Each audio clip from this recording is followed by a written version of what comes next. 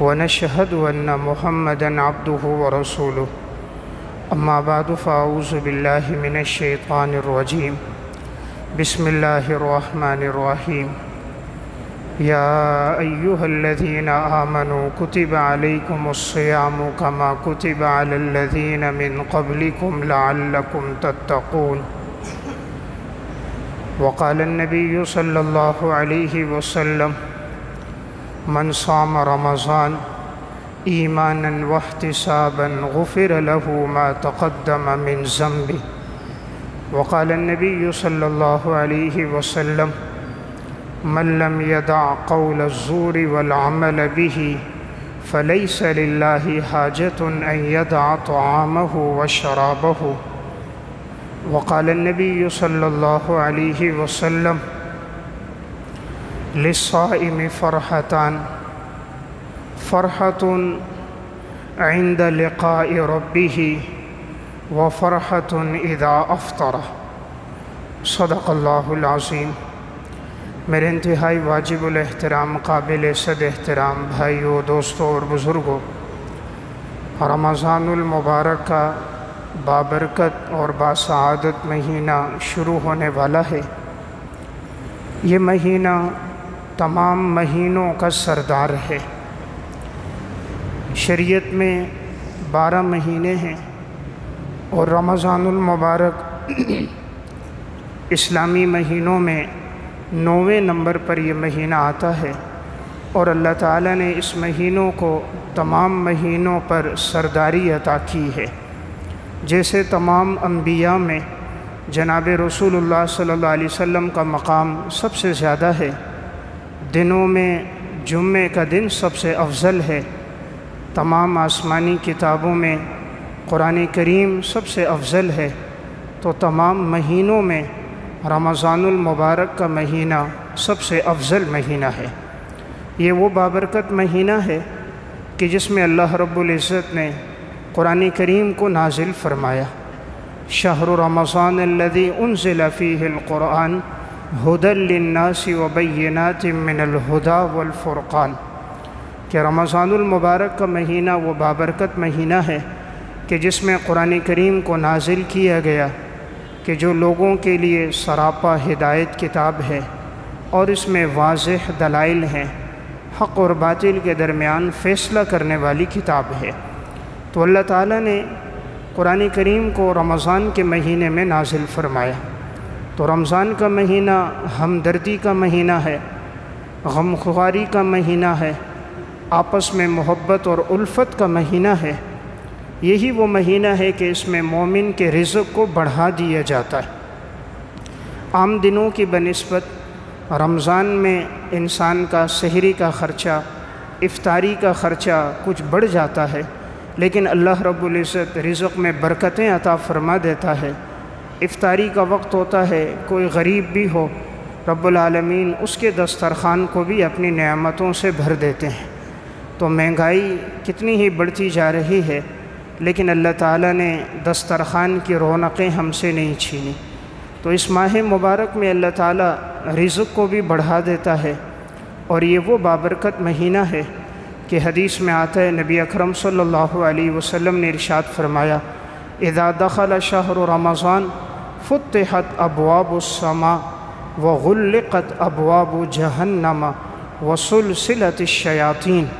صحیح بخاری کی روایت ہے، جب رمضان المبارک کا بابرکت مہینہ آتا ہے، آسمان کے دروازے کھول دیے جاتے ہیں، جہنم کے دروازے بند کر دیے جاتے ہیں، اور شیاطین کو زنجیروں میں جکڑ دیا جاتا ہے۔ تو اس حدیث میں آپ صلی اللہ علیہ وسلم نے 3 باتیں بیان فرمائیں۔ آسمان کے دروازے کھول دیے جاتے ہیں، یہ کنایہ ہے رحمت کے دروازے کھل جاتے ہیں، کہ اس مہینے میں اللہ رب العزت کی خصوصی رحمت ہوتی ہے اپنے بندوں پر۔ اسی رحمت کا ایک فیضان ہے کہ اگر کوئی نفلی عبادت کرے تو فرض کے برابر ثواب ہے، فرض عبادت کرے تو اس کا ثواب بھی کئی گنا بڑھا دیا جاتا ہے۔ اور اس مہینے میں شیاطین کو جکڑ دیا جاتا ہے، جہنم کے دروازے بند کر دیے جاتے ہیں۔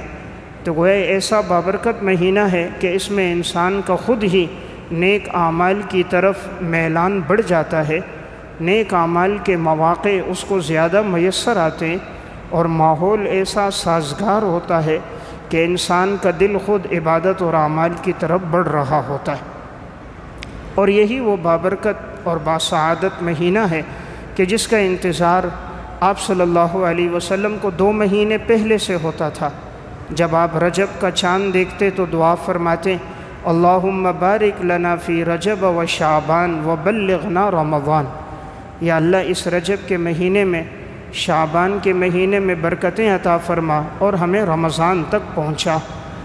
آپ صلی اللہ علیہ وسلم شعبان کے مہینے میں کثرت سے روزے رکھتے تھے، تو یہ در حقیقت رمضان المبارک کی تیاری تھی، اور رمضان کے لیے آپ پہلے سے تیار ہو جاتے تھے۔ تو یہ امت کو درس دینا تھا کہ اس ماہ مبارک کی قدردانی کی جائے اور اس کو اعمال میں گزارا جائے۔ بسا اوقات اللہ رب العزت کو اگر پسند آئے انسان کا یہ عمل کہ وہ رمضان کی قدردانی کرے، تو رب العالمین اس قدردانی کی وجہ سے بھی مغفرت فرما دیتے ہیں۔ نزہۃ المجالس میں ایک واقعہ ہے، ایک غیر مسلم مجوسی مسلمانوں کے محلے میں رہتا تھا، ارد گرد آبادی مسلمانوں کی تھی۔ جب رمضان کا مہینہ آیا تو اس غیر مسلم مجوسی نے اپنے بیٹے سے کہا، بیٹا یہ بابرکت مہینہ مسلمانوں کا شروع ہو رہا ہے، اس میں تم مسلمانوں کے سامنے کوئی چیز کھانا پینا نہیں، اگر تمہیں ضرورت ہو گھر آنا، گھر میں آ کر کھانا، مسلمانوں کے سامنے نہیں کھانا، گالم گلوچ نہیں کرنا، بیہودہ باتیں نہیں کرنا، تاکہ مسلمانوں کو اس سے تکلیف نہ ہو۔ تو ایک دن اس کا بیٹا بھرے بازار میں سب کے سامنے کھا رہا پی رہا تھا، تو جب گھر آیا تو والد نے اس کو غصہ کیا، ڈانٹا کہ بیٹا مسلمانوں کا بابرکت مہینہ ہے اور تم اس کا احترام نہیں کرتے ہو، تو بیٹے کو غصہ کیا۔ اس مجوسی کا جب انتقال ہوا، کسی نے خواب میں دیکھا کہ مجوسی جنت میں ہے اور اللہ کی نعمتوں میں ہے، تو اس نے پوچھا، آپ تو غیر مسلم تھے اور آپ جنت میں ہو، کس عمل کی بدولت مغفرت ہوئی اور جنت میں یہ درجات آپ کو ملے؟ تو اس غیر مسلم مجوسی نے کہا کہ میں نے جو اپنے بیٹے کو غصہ کیا تھا، ڈانٹا تھا کہ بیٹا رمضان کا احترام کرو، تو اللہ رب العزت کو میری یہ ادا پسند آئی کہ اس کے دل میں رمضان کی محبت ہے، تو اللہ نے مجھے موت سے پہلے چند دن پہلے ایمان لانے کی توفیق عطا فرمائی، اور پھر ایمان پر میرا خاتمہ ہوا، اور اس رمضان کے احترام پر اللہ نے میری مغفرت کر دی۔ تو میرا واقعہ سنانے کا مقصد کہ دیکھیں اللہ تعالیٰ کو یہ عمل اتنا پسند آیا کہ رب العالمین نے اس کی مغفرت فرما دی۔ اس لیے ہم مسلمان ہیں، ہمیں رمضان کا احترام زیادہ کرنا چاہیے۔ دیکھنے میں آتا ہے کہ بعض نوجوان روزہ رکھنے کی طاقت رکھتے ہیں، یا اسی طرح بعض بوڑھے ہیں لیکن کوئی ایسی بڑی بیماری نہیں ہوتی کہ جس میں روزہ رکھنا مشکل ہو، پھر بھی وہ روزہ کھاتے نظر آتے ہیں اور سرعام کھاتے نظر آتے ہیں۔ ماضی میں دیکھا بہت سے ایسے نوجوان کہ جو گزشتہ رمضان میں کسی کے منہ میں پان ہے، کوئی گٹکھا کھا رہا ہے، کوئی میوہ کھا رہا ہے، کسی نے منہ میں نسوار رکھی ہے، کوئی سگریٹ لگاتا ہے، کوئی سرعام کھاتا پیتا ہے۔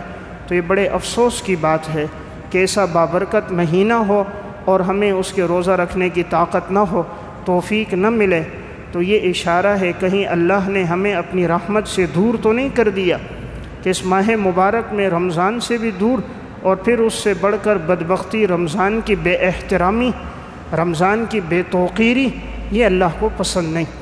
اس لیے میں نے عرض کیا یہ ماہ مبارک بڑا ہی بابرکت مہینہ ہے۔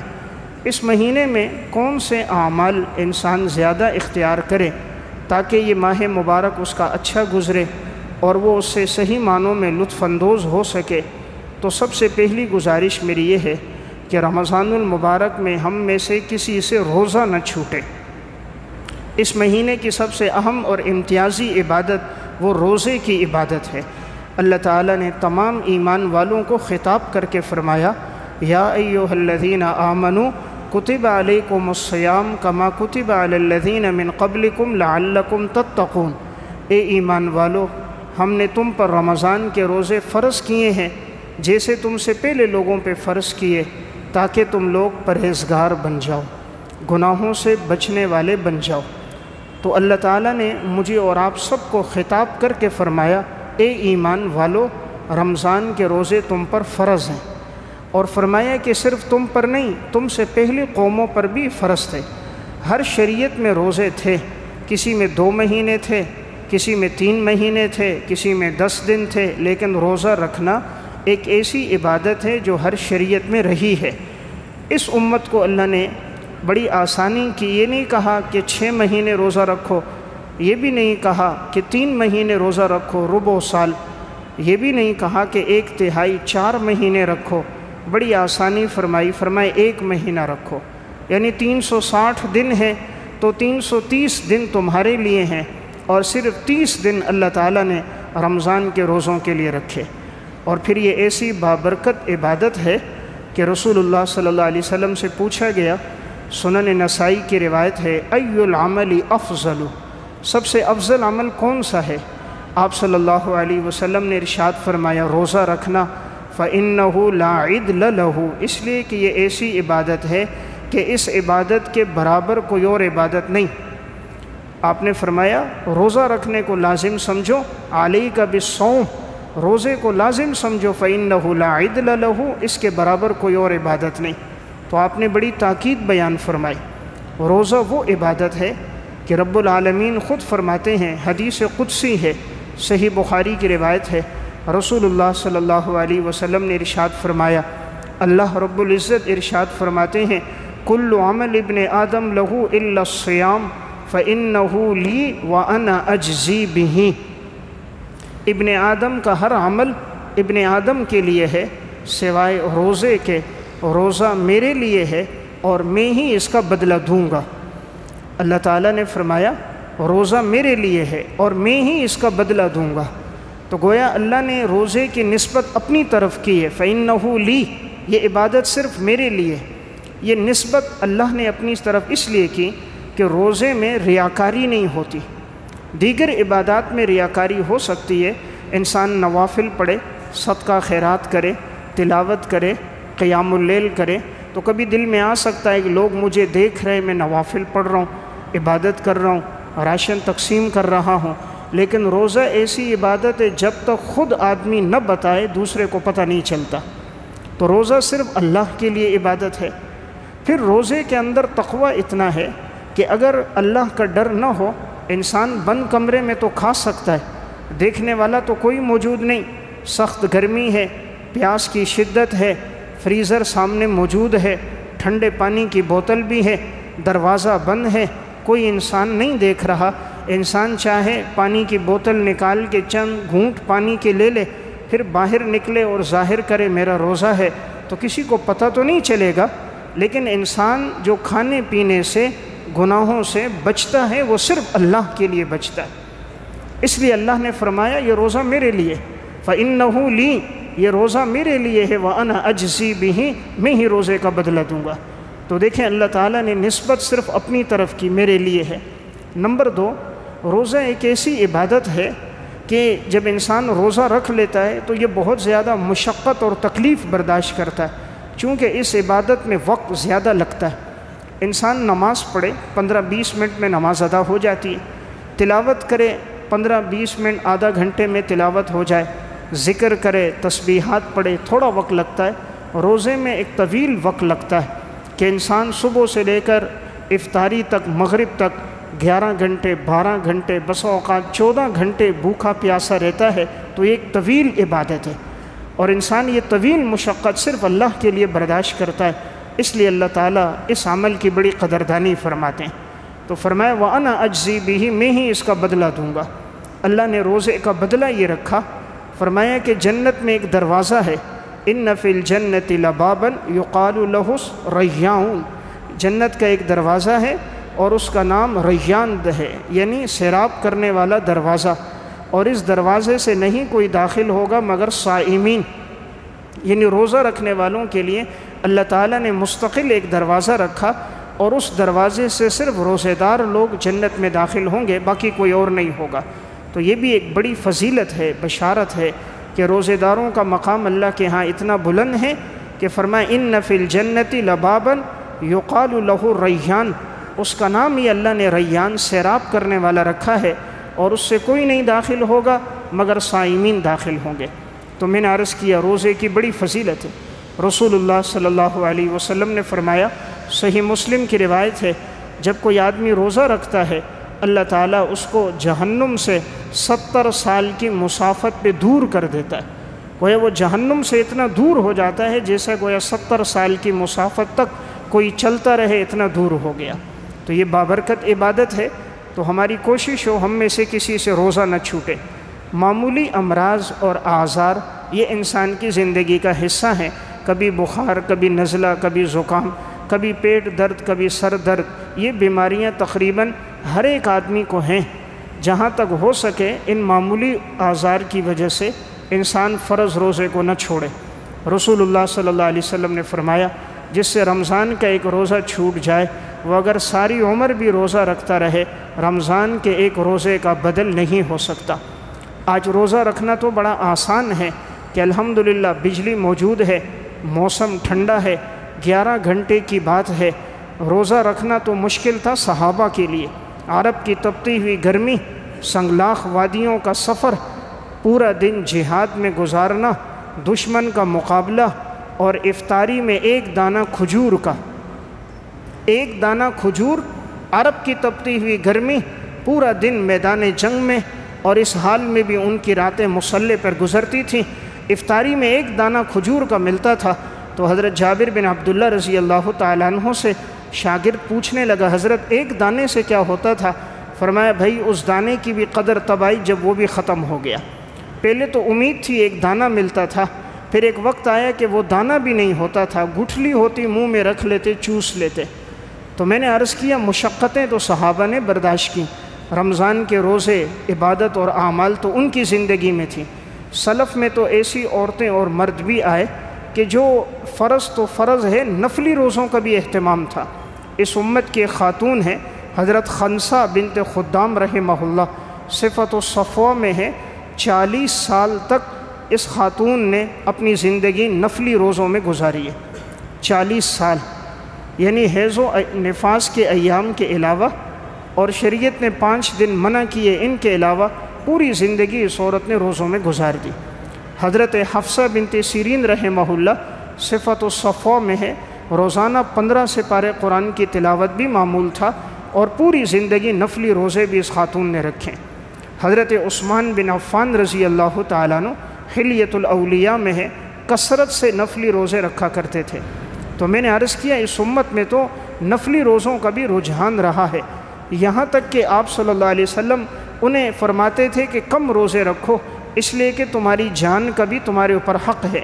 حضرت عبداللہ بن عمر بن عاص رضی اللہ تعالیٰ عنہ، صحیح بخاری کی روایت ہے، حضور کو پتہ چلا کہ یہ بڑی کثرت سے روزے رکھتے ہیں، ہمیشہ روزے رکھتے ہیں۔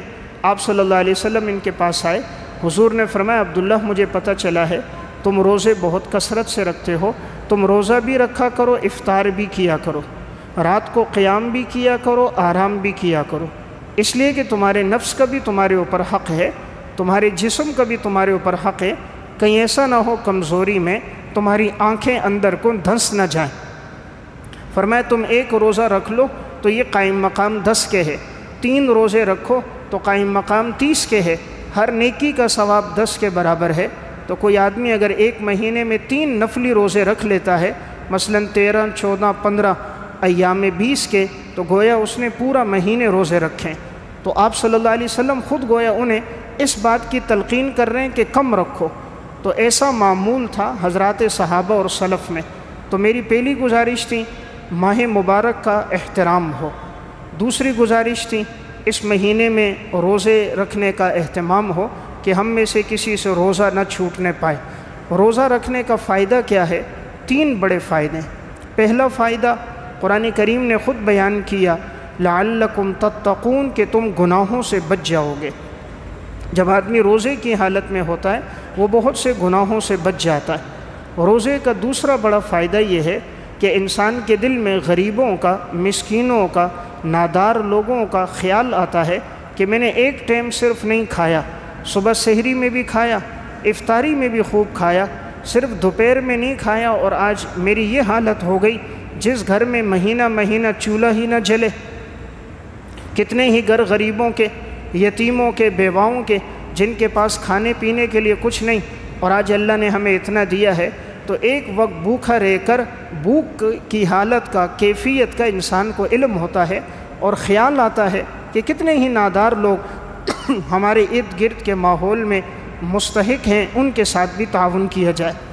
روزے کا تیسرا فائدہ بڑا یہ ہوتا ہے، جب انسان بھوک پیاس کی حالت میں ہوتا ہے تو اس میں خواہشات، گناہ کی طرف میلان اور شہوت نہیں ہوتی، انسان کا عبادت میں دل لگتا ہے، یکسوئی ہوتی ہے، توجہ اور انہماک بڑھ جاتا ہے۔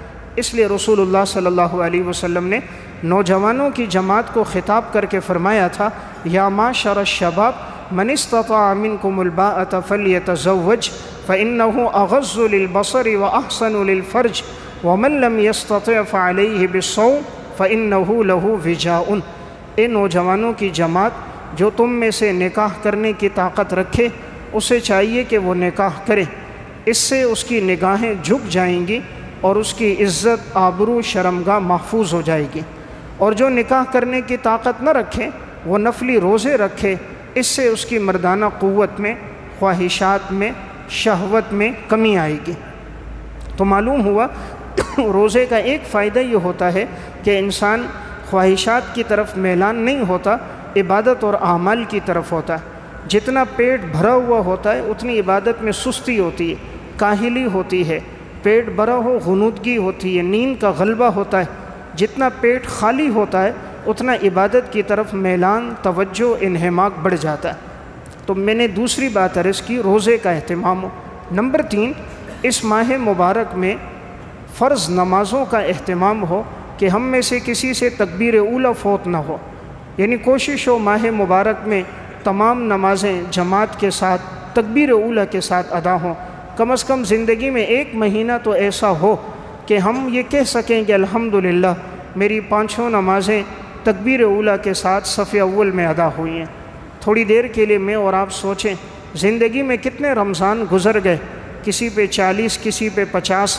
ان گزرے ہوئے رمضانوں میں کتنے رمضان ایسے تھے کہ جن میں راتوں کا قیام تھا، قرآن کی تلاوت تھی، 5 وقت نماز تکبیر اولیٰ کے ساتھ تھی، نوافل کا اہتمام تھا، ذکر و اذکار کا اہتمام تھا، سخاوت، ایثار و ہمدردی زندگی کا حصہ تھی۔ کتنے رمضان اس میں گزرے؟ اگر نہیں گزرے تو یہ ہمارے لیے افسوس کی بات ہے۔ تو کوشش ہو کہ اس ماہ مبارک میں تکبیر اولیٰ کے ساتھ ہماری تمام نمازیں ادا ہوں۔ سلف تو ایسے تھے 70 سال ان سے تکبیر اولیٰ فوت نہیں ہوئی۔ امام وکیع بن جراح رحمۃ اللہ علیہ، امام اعمش رحمۃ اللہ علیہ کے بارے میں فرماتے ہیں زندگی کے 70 سال گزرے ہیں اور امام اعمش سے تکبیر اولیٰ فوت نہیں ہوئی۔ حضرت سعید بن مسیب سے 40 سال تک تکبیر اولیٰ فوت نہیں ہوئی۔ حضرت میاں جی نور محمد رحمۃ اللہ علیہ 30 سال تک تکبیر اولیٰ سے نماز ادا کی۔ علامہ رشید احمد گنگوہی رحمۃ اللہ علیہ 22 سال تک تکبیر اولیٰ کے ساتھ نماز ادا کی۔ تو میری تیسری گزارش ہے، ہمارا اہتمام ہو اس بات کا کہ رمضان میں جیسے آذان ہو جائے سارے کام کاج چھوڑ دیں، مسجد آئیں اور اطمینان کے ساتھ نوافل اذکار میں وقت گزار کر نماز تکبیر اولیٰ کے ساتھ ادا ہو۔ نمبر 4، اس ماہ مبارک کے اندر تہجد کا اہتمام ہو۔ سال بھر بسا اوقات توفیق نہیں ملتی، لیکن اس ماہ مبارک میں تو ہر ایک مسلمان سحری میں تقریباً اٹھتا ہے۔ تو جب سحری کے وقت اٹھنا ہے، سحری کرنی ہے، اگر 10 منٹ پہلے اٹھ گئے اور 8 رکعت ہم نے تہجد کی نماز ادا کر دی، کم سے کم 4 ہے، مسنون عمل 8 رکعت ہے۔ رسول اللہ صلی اللہ علیہ وسلم زیادہ تر 8 رکعت تہجد کی نماز ادا فرماتے تھے۔ ام المومنین حضرت عائشہ رضی اللہ تعالیٰ عنہ سے صحیح بخاری میں روایت ہے کہ سفر اور حضر میں آپ صلی اللہ علیہ وسلم 8 رکعت پڑھتے اور 3 رکعت وطر پڑھتے۔ تو اس لیے تہجد کا اہتمام کریں کہ اس ماہ مبارک میں کوشش ہو کہ تہجد کی نماز ہم سے نہ چھوٹے۔ سلف کی زندگی تو ایسی گزری کہ ان کی زندگی کے 40 سال وہ اکثر عشاء کے وضو سے فجر کی نماز پڑھتے تھے۔ یہ تو ہم نہیں کر سکتے عشاء کے وضو سے فجر پڑھیں، ہمارے لیے مشکل، لیکن کم از کم اتنا تو ممکن ہے کہ انسان سحری میں اٹھے اور 6 رکعت 8 رکعت تہجد کی نماز ادا کرے اور اللہ سے مانگے اللہ کے خزانوں میں کمی کوئی نہیں، یہ بابرکت وقت ہے، سحری کا وقت، رات کا آخری پہر دعاؤں کی قبولیت کا وقت ہے۔ رسول اللہ صلی اللہ علیہ وسلم سے پوچھا گیا ایو دعائی اسمع، کون سی دعائیں اللہ زیادہ قبول کرتا ہے؟ آپ نے فرمایا جوف اللیل الآخر و دبر الصلوات المکتوبات، فرض نمازوں کے بعد کی دعا، رات کے آخری پہر کی دعا۔ رات کے آخری پہر کی دعا اللہ قبول فرماتا ہے، چونکہ اس عبادت میں بھی اخلاص ہوتا ہے۔ جب انسان تہجد پڑھ رہا ہوتا ہے، دیکھنے والا کوئی نہیں ہوتا، کسی کو معلوم نہیں، اور رات کو اٹھ کر اللہ کے سامنے گڑ گڑا رہا ہے، اپنی نیند کو چھوڑتا ہے، خواہشات کو ترک کرتا ہے، تو اللہ کو یہ عمل بھی بڑا پسند ہے۔ ایک اور عمل جس کا اہتمام ہو، ہم زیادہ کوشش کریں، وہ ہے اپنے آپ کو گناہوں سے بچائیں۔ اس ماہ مبارک میں اہتمام ہو گناہ سے انسان بچے، خاص طور پر زبان کے گناہوں سے، آنکھوں کے گناہوں سے، کانوں کے گناہوں سے، ہاتھ پاؤں کے گناہ سے انسان بچے۔ اگر ایک آدمی روزے میں گناہ سے نہیں بچتا، رسول اللہ صلی اللہ علیہ وسلم نے فرمایا من لم یدع قول الزور والعمل به فلیس للہ حاجۃ ان یدع طعامہ وشرابہ، جو آدمی روزے کی حالت میں جھوٹ بولنے کو نہیں چھوڑتا، جھوٹی بات نہیں چھوڑتا، جھوٹ پر عمل کرنا نہیں چھوڑتا، اللہ کو اس کی کوئی ضرورت نہیں کہ اس نے اپنا کھانا پینا چھوڑ دیا۔ تو اللہ تعالیٰ ہم سے روزے میں چاہتا ہے تقوی۔ تقوی تب ہوگا جب ہماری نظر محفوظ ہوگی۔ اس لیے اس ماہ مبارک میں کوشش کریں موبائل کا استعمال زیادہ نہ ہو، بس یہ مہینہ صرف اللہ کے لیے گزر جائے۔ ٹچ موبائل سے اس ماہ مبارک میں گریز کریں، ضرورت آپ کی سادہ موبائل سے بھی پوری ہو سکتی ہے، یا ہو تو زیادہ سے زیادہ کال تک بات ہو، اس سے زیادہ فیس بک اور یوٹیوب میں لگ کر اپنا قیمتی وقت ہم ضائع نہ کریں۔ آج راتوں کو اگر قیام کیا، قرآن کی تلاوت کی، دن بھر روزہ رکھا، بھوکے پیاسے رہے، لیکن افسوس کی بات اگر رات کو آئے اور وقت انٹرنیٹ میں گزر گیا، وقت کیبل اور فیس بک میں گزر گیا، جو دن بھر کی کمائی تھی وہ تو ضائع ہو گئی۔ اس کی مثال یوں ہی کہ کولر میں اوپر سے پانی ڈالا، نیچے سے ٹوٹی کھول دی، دن بھر اپنے قلب کو ایمان و اعمال سے معطر کیا، نظروں کو گناہ میں لگا کر جو تقوی نورانیت حاصل ہوئی وہ ضائع ہو گئی۔ اس لیے کوشش ہو اس ماہ مبارک میں موبائل کا استعمال نہ ہو، محدود کر دیا جائے اس کو۔ ایسا نہیں کہ اس کے بغیر زندگی نہیں گزرتی، کائنات بنی ہے 10,000 سال ہوئے، حضرت آدم علیہ السلام سے لے کر آج تک موبائل کی ایجاد تو زیادہ سے زیادہ 50 سال کی ہوگی۔ کیا اس سے پہلے کائنات میں انسان نہیں بستے تھے؟ ہم سے زیادہ عقل مند تھے، دانشور تھے، عبادت گزار تھے، فہم و فراست والے تھے۔ جب ان کا وقت گزرا تو ہمارا اور آپ کا بھی گزر سکتا ہے۔ یہ شیطان کی چال ہے۔ افمن زین لہ سوء عملہ فرآہ حسنہ، وہ بری چیز کو مزین کر کے پیش کرتا ہے اور انسان اس کو وہ چیز اچھی لگتی ہے، وہ اچھی لگتی ہے کہ اس کے بغیر تو گزارا نہیں ہے، اس کے بغیر بھی گزر بسر ہو سکتا ہے، اور بہترین وقت گزرے گا عبادت اور اعمال میں لگے گا۔ ورنہ بسا اوقات دیکھا یہ ہے مسجد میں آ کر بھی موبائل ہاتھ میں ہوتا ہے، صف اول میں بیٹھا ہے اور اپنی آئی ڈی دیکھ رہا، صف اول میں بیٹھا ہے فیس بک دیکھ رہا ہے۔ تو یہ بڑے افسوس کی بات، خدا کے گھر میں بھی اگر بدنظری ہو، رب العالمین کے سامنے حاضری ہوتے ہوئے بھی نگاہیں کہیں اور ہوں، تو یہ محرومی کی بات ہے۔ اس لیے میں نے عرض کیا اس ماہ مبارک کا مقصد گناہوں سے بچنا ہے۔ اس لیے انسان کوشش کرے اپنی نظروں کی حفاظت کرے، زبان کی حفاظت کرے، زبان سے کوئی ایسا بول نہ ہو جس سے کسی کو تکلیف پہنچے، گالم گلوچ سے، جھوٹ بولنے سے اپنے آپ کو بچائیں۔ یہ قیمتی وقت ہمارا ذکر و اذکار میں گزر جائے۔ زندگی کا کیا علم، کیا معلوم آئندہ سال ہم میں کس کو رمضان نصیب ہوتا ہے، کس کو نہیں ہوتا۔ گزشتہ سال کتنے ساتھی تھے جو آج ہمارے ساتھ تھے، لیکن اس رمضان میں وہ ہمارے ساتھ موجود نہیں۔ معلوم نہیں ہم میں سے کون آئندہ رمضان تک زندہ رہے یا زندہ نہ رہے، زندگی کا کوئی علم نہیں۔ اس لیے کوشش ہو یہ ماہ مبارک اچھا گزر جائے، عبادت اور اعمال میں وقت گزر جائے، تاکہ عید کا دن آئے گا تو نفس کو خوشی ہوگی کہ الحمدللہ پورا مہینہ عبادت میں گزرا، اعمال میں گزرا، اور عید بھی اسی کی ہے جس نے وقت عبادت میں گزارا۔ ورنہ نفس انسان کو ملامت کرتا ہے، تو کیسے عید مبارک کہہ رہا ہے، اور کس طرح تو عید کی نماز کے لیے آ کر گلے مل رہا ہے، خوش ہو رہا ہے، نہ نوافل، نہ اعمال، نہ تراویح، نہ تلاوت۔ تو پھر نفس انسان کو خود انسان کا ضمیر ملامت کر رہا ہوتا ہے۔ تو ایک گزارش میری تھی کہ اس ماہ مبارک میں اہتمام ہو، جتنا ہم گناہ سے بچ سکیں اس کے فوائد ثمرات ہمارے سامنے آئیں گے۔ اس ماہ مبارک میں ایک اہتمام ہو، اللہ نے دیا ہے تو سخاوت ہو۔ آس پڑوس میں، رشتہ داروں میں، عزیز و اقارب میں بہت سے مستحق لوگ ہوتے ہیں کہ جن کا گزر بسر مشکل ہوتا ہے۔ اگر تھوڑا سا ہم اپنے خرچے کو محدود کر کے، جہاں ہمارے ایک ایک ڈنر اور دعوت پہ 10 سے 15 ہزار روپے لگتے ہیں، اگر وہی 1500 2000 روپے میں بھی انسان کھانا کھا سکتا ہے، اگر یہ 13,000 روپے کسی غریب کے گھر راشن میں تقسیم ہو جائیں تو کم از کم 3-4 گھروں کا 15-20 دن کا راشن آ جائے گا۔ جو ہماری خریداری پہ پیسہ لگتا ہے، ایک ایک عید کی خریداری پہ 40-50 ہزار روپے لگا دیے، اگر یہ محدود خریداری ہوتی، محدود اس کے لیے لباس ہوتا، متوسط جوتیاں ہوتی، کچھ رقم بچ جاتی اور کتنے غریبوں کا گزر بسر ہو سکتا۔ تو انسان اپنے بچوں کے لیے معتدل انداز میں لباس لے، باقی جو بچ جائے۔ ارد گرد میں بہت سے مستحق ہوتے ہیں، یتیم بیوہ عورتیں ہوتی ہیں، غریب اور نادار ہوتے ہیں، ان کے لیے افطاری کے لیے کچھ نہیں ہوتا۔ میری اور آپ کی خوش قسمتی ہوگی، کسی کے غریب کے گھر ہمارا 8-10 ہزار کا راشن گیا اور وہ سحری ہمارے اس راشن سے کرے، وہ افطاری ہمارے راشن سے کرے، ہمارے نے جو بھیجا اور وہ کھائے، تو وہ جب ہاتھ اٹھائے گا وہ دعا کرے گا، یا اللہ فلاں نے بھیجا ہے، اس کی جان مال عمر میں برکت دے دے۔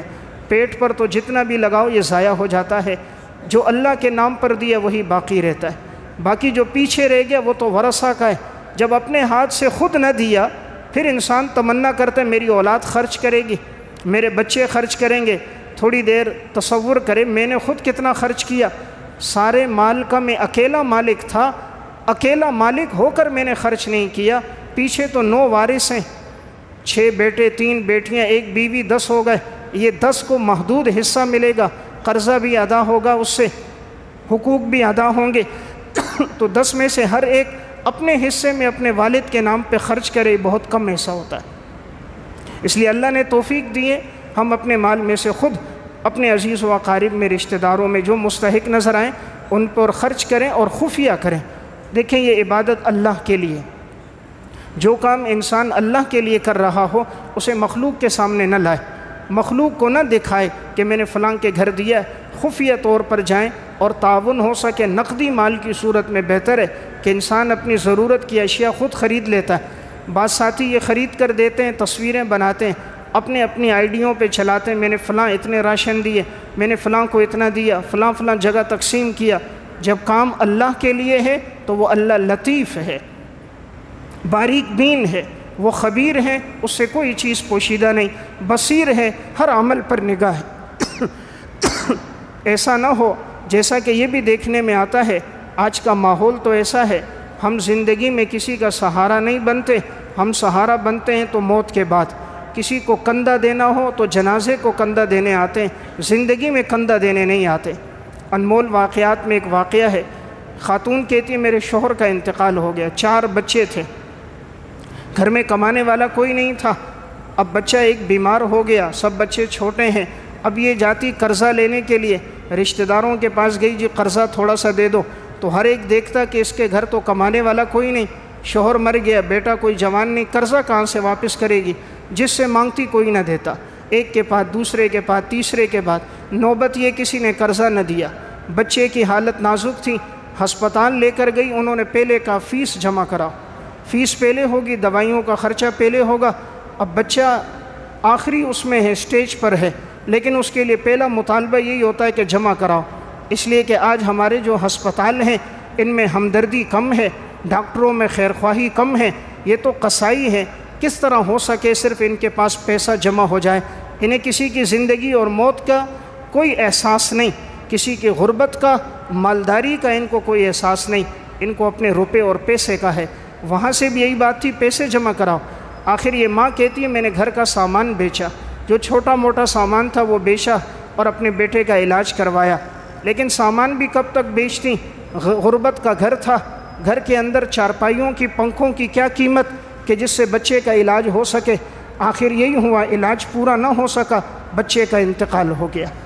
اب جو ایک رسم ہے 2-3 دن کھانا بھیجتے ہیں، تو ارد گرد کے لوگوں نے، اپنے رشتہ داروں نے 3 دن کھانا بھیج دیا، اب بچوں نے کھانا گھر کے اندر کھا لیا، تو اب دوسرا بچہ بیمار ہو گیا، اللہ کی آزمائش تھی، لیکن پھر خرچے کے لیے کچھ نہیں، کسی سے مانگتی تو کوئی قرضہ نہ دیتا، گھر میں جو پنکھے تھے، سامان تھا، کپڑے تھے، رفتہ رفتہ وہ بیچتی گئی، بچے کا علاج کروایا، حالات یہاں تک ہوئے کھانے کے لیے کچھ نہیں، دوسرا بیٹا بیمار ہو گیا، تو ایک دفعہ وہ مرض الموت کی حالت ہے، چھوٹا بیٹا ساتھ اس عورت کے بیٹھا ہوا ہے، اور وہ اماں سے کہنے لگا، اماں جان کب یہ ہمارا بھائی مرے گا تو لوگ ہمیں 3 دن کھانا بھیجیں گے، اس لیے کہ بھوک کی حالت ہے، کھانا کوئی نہیں دے رہا، تو پہلے بڑا بھائی مرا تھا، لوگوں نے کھانا دیا تھا، سالن بھیجا تھا، تو اب یہ بھائی مرے گا تو کچھ لوگ روٹی بھیجیں گے، تو ہم تعاون کرنے کے لیے دوسرے کی موت کا انتظار نہ کریں، کسی کو سہارا دینے کے لیے صرف جنازے کو سہارا نہ دیں، زندگی میں دوسرے کا کندھا بنے۔ اللہ نے مال دیا ہے، ان غریبوں پر خرچ ہو، کوئی غریب اگر میرے اور آپ کے پیسے سے افطار کرے گا، یہی اصل خوشی ملتی ہے۔ انسان جب اپنے ہاتھ سے دیتا ہے نا، اس کے دل کو جو خوشی ہوتی ہے یہ لفظوں میں بیان نہیں ہو سکتی۔ اس لیے میری ایک گزارش تھی، اللہ رب العزت نے دیا ہو، انسان اپنے ارد گرد کے ماحول میں دیکھے بہت سے مستحق لوگ ہوں گے، ان کے ساتھ تعاون کریں۔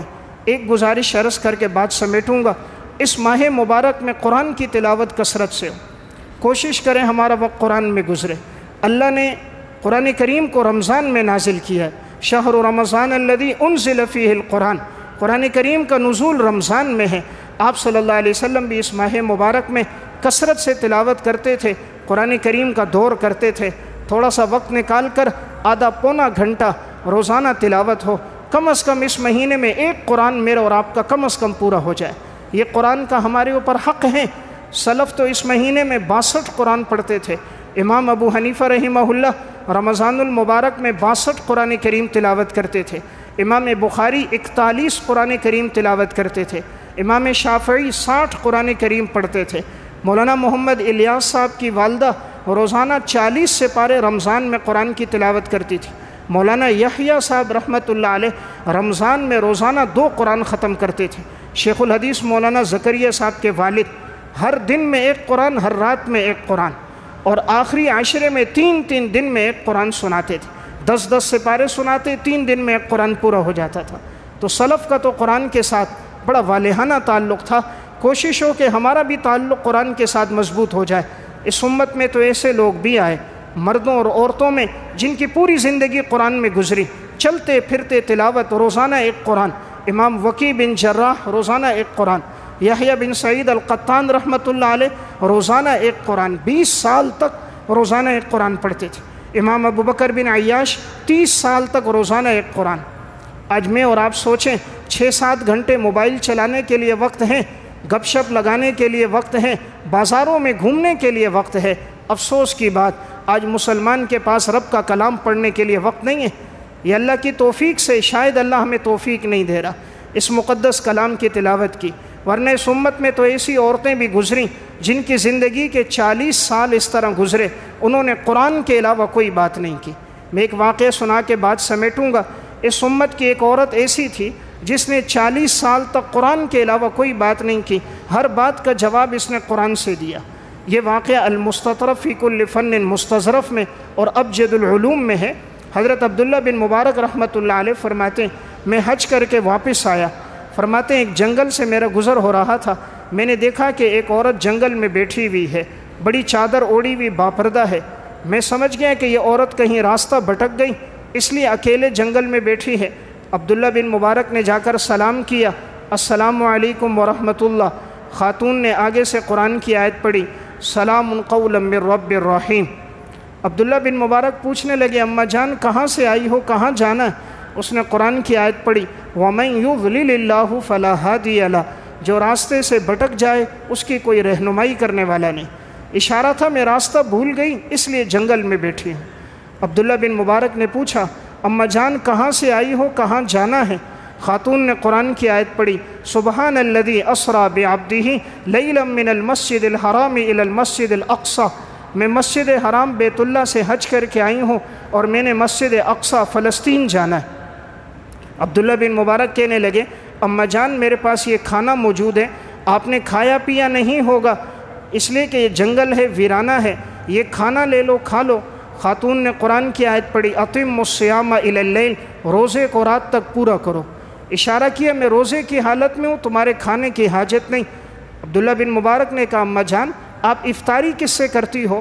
آپ کے پاس تو کوئی راشن نہیں، کوئی کھانا نہیں، بازار بھی ادھر نہیں، آبادی بھی نہیں، آپ پانی کیا پیتی ہو؟ پانی کا نام و نشان نہیں۔ خاتون نے آیت پڑھی ہوا یطعمنی ویسقین، میرا رب مجھے کھلاتا بھی ہے اور پلاتا بھی ہے۔ عبداللہ بن مبارک نے کہا اماں جان یہاں تو دور تک پانی کا نام و نشان نہیں، آپ تو نماز بھی پڑھتی ہوگی، نماز کے لیے وضو ضروری، وضو کے لیے پانی ضروری، یہاں تو پانی دور دور تک اس صحرا میں نظر نہیں آ رہا۔ اماں جان نے قرآن کی آیت پڑھی فَلَمْ تَجِدُوا مَاءً فَتَيَمَّمُوا صَعِيدًا طَيِّبًا، اگر تمہیں پانی نہ ملے پاکیزہ مٹی سے تیمم کر لیا کرو۔ تو کہا پانی نہیں، مٹی تو موجود ہے، میں مٹی سے تیمم کر کے نماز پڑھ لیتی ہوں۔ عبداللہ بن مبارک نے کہا اماں جان آپ کا روزہ تو نفلی روزہ ہے، رمضان کا مہینہ تو ہے نہیں، آپ حج کر کے ابھی واپس آئی ہیں تو نفلی روزہ ہے، توڑ دیں، یہ کھانا موجود ہے کھا لیں۔ خاتون نے آگے سے آیت پڑھی وَمَن تَطَوَّعَ خَيْرًا فَإِنَّ اللَّهَ شَاكِرٌ عَلِيمٌ، جو آدمی نفلی عمل کرے اللہ بڑا قدردان جاننے والا ہے، نفلی عمل پر بھی اجر و ثواب دیتا ہے۔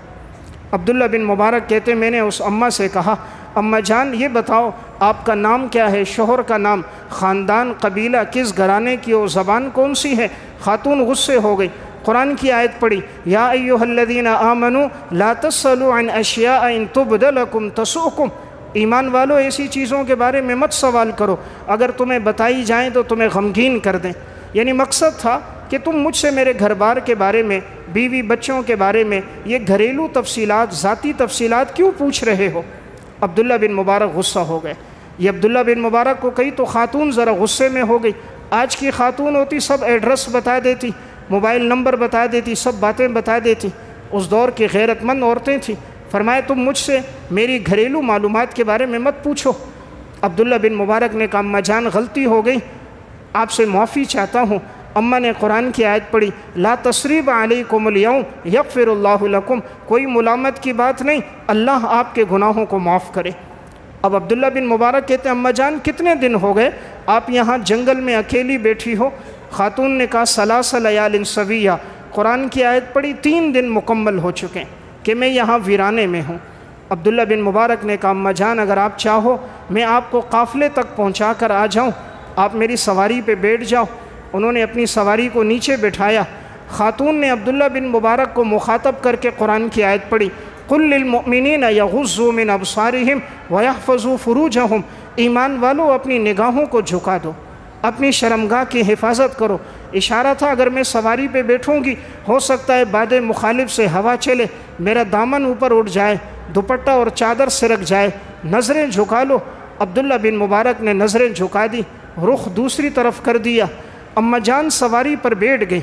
جب سواری پر بیٹھی سواری کھڑی ہوئی، اب سواری تیز چلنے لگی تو اماں جان اوپر سے نیچے گر گئی۔ بوڑھی عورت تھیں، اونٹنی کی سواری تیز رفتار تھی، جب اوپر سے نیچے گری عبداللہ بن مبارک سواری کو مارنے لگے، غصہ ہو گئے۔ خاتون نے قرآن کی آیت پڑھی وما اصابکم من مصیبت فبما کسبت ایدیکم، انسان کو جو مصیبت پہنچتی ہے اس کے اعمال کی وجہ سے پہنچتی ہے۔ بتایا کہ سواری کا قصور نہیں، مجھ سے زندگی میں کوئی گناہ ہوا ہوگا جس کی اللہ نے مجھے سزا دی ہے۔ عبداللہ بن مبارک نے کہا اماں جان تھوڑی دیر ٹھہرو میں سواری کے پاؤں باندھ دوں۔ سواری کے پاؤں باندھ دیے۔ خاتون نے قرآن کی آیت پڑھی ففہمناہا سلیمان، اللہ نے آپ کو دین کی بڑی سمجھ دی ہے، آپ نے بڑی سمجھ کی بات کی۔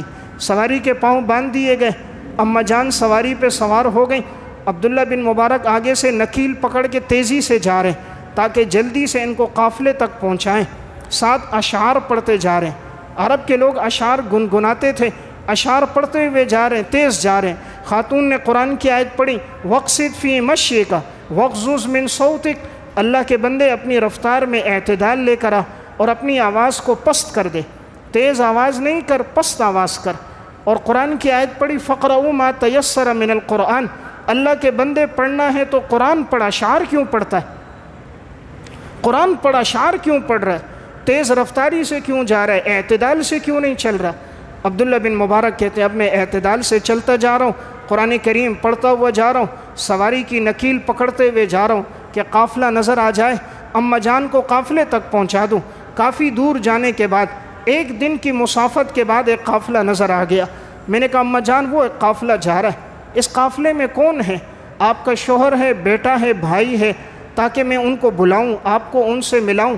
خاتون نے قرآن کی آیت پڑھی، المال والبنون زینت الحیات الدنیا، مال اور اولاد دنیا کی زینت ہے۔ اشارہ کیا اس قافلے میں میرے بیٹے موجود ہیں۔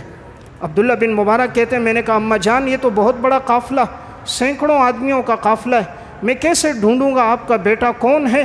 خاتون نے قرآن کی 3 آیتیں پڑھی، وَاتَّخَذَ اللَّهُ إِبْرَاهِيمَ خَلِيلًا وَكَلَّمَ اللَّهُ مُوسَىٰ تَكْلِيمًا وَاذْكُرْ فِي الْكِتَابِ اسماعیل۔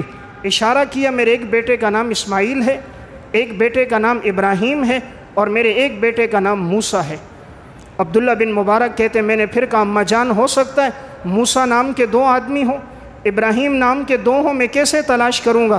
اماں نے قرآن کی آیت پڑھی، وَعَلَامَاتٍ وَبِالنَّجْمِ هُمْ يَهْتَدُونَ، میرے بیٹے وہ ہیں جن کے ذریعے اللہ لوگوں کو ہدایت دیتا ہے، یعنی وہ قافلے کے سردار ہیں، سربراہ ہیں، اہل علم ہیں، عام لوگ نہیں ہیں۔ عبداللہ بن مبارک کہتے ہیں میں دوڑتا ہوا پہنچا، قافلے میں آواز دی، بھئی ابراہیم، موسیٰ، اسماعیل کون ہیں؟ 3 نوجوان دوڑتے ہوئے آئے، چچا جان کیا ہوا؟ میں نے کہا یہ بوڑھی اماں راستے میں ملی تھی اور میں ان کو پہنچانے آیا ہوں، پتہ نہیں یہ کون ہے؟ بڑے بیٹے ابراہیم نے کہا چچا جان یہ ہماری ماں ہے، یہ ہماری والدہ ہے، حج کے سفر میں واپسی میں بچھڑ گئی تھی، ہم نے بہت تلاش کیا تھا لیکن والدہ ہمیں نہیں ملی تھی۔ تینوں بیٹے دوڑتے ہوئے گئے، ماں کے قریب پہنچے، ماں کو سلام کیا، ماں نے قرآن کی آیت پڑھی، سلام قولا من رب الرحیم۔ اب ماں نے تینوں بیٹوں کو مخاطب کر کے قرآن کی آیت پڑھی، فَبَعَثُوا أَحَدَكُمْ بِوَرِقِكُمْ هَذِهِ إِلَى الْمَدِينَةِ فَلْيَنْظُرْ أَيُّهَا أَزْكَىٰ طَعَامًا فَلْيَأْتِكُمْ بِرِزْقٍ مِّنْهُ۔ پیارے بیٹو دوڑتے ہوئے جاؤ، بازار سے عمدہ قسم کا کھانا اس مہمان کے لیے لے کر آؤ۔ تینوں بیٹے گئے، قریب سے بہترین کھانا لے کر آئے، عبداللہ بن مبارک کے سامنے رکھ دیا۔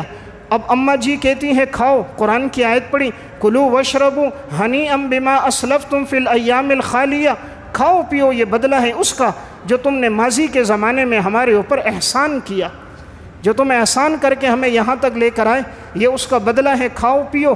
اب جو میں بات بتانا چاہ رہا ہوں اس پورے واقعے میں وہ آخری جملہ ہے، آخری جملہ ہے۔ عبداللہ بن مبارک کہنے لگے میں اس وقت تک نہیں کھاؤں گا، اس وقت تک نہیں پیوں گا جب تک مجھے یہ بات پتہ نہ چل جائے۔